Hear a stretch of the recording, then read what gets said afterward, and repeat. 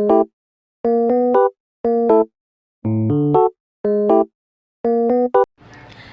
semuanya, kami dari sini kelompok kelima. Nah, bagaimana sih penilaian saham itu? Nah, untuk membahas itu, saya tidak sendiri guys. Saya akan ditemani oleh teman-teman saya dari kelompok kelima.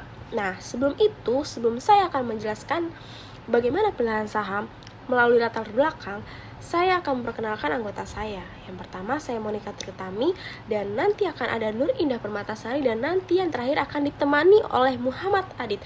Nah, silakan enjoy. Sebelum kita membahas penilaian saham, nah saya akan membahas sedikit tentang latar belakangnya. Nah, di dalam dunia investasi ini memiliki salah satu instrumen yang paling menarik perhatian bagi para investor, yaitu apa sih?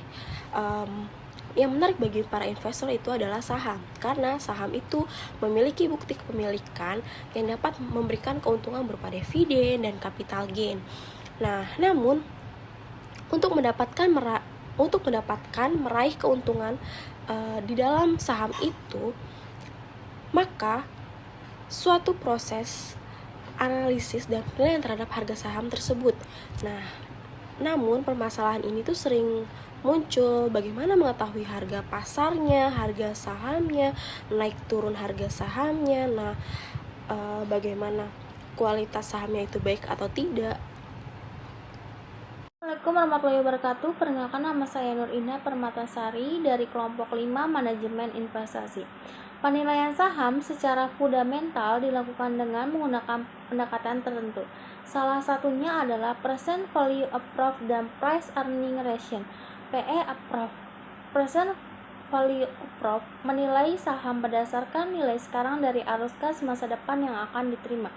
PE Ratio Approach menilai saham berdasarkan rasio harga pasar saham terhadap laba per saham. Dua pendekatan utama dalam penilaian saham. 1. Present Value Approach. Pendekatan ini mengacu pada konsep bahwa nilai suatu aset adalah nilai sekarang dari arus kas yang diharapkan akan diterima di masa depan. Dalam konteks saham, arus kas tersebut umumnya berupa dividen.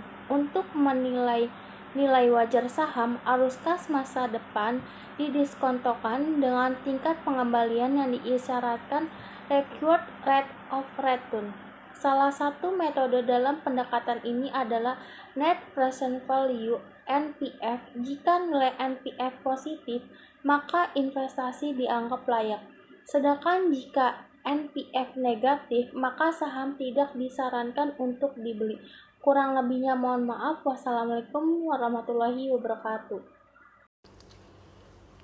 Assalamualaikum, perkenalkan nama saya Muhammad Adit Praditya.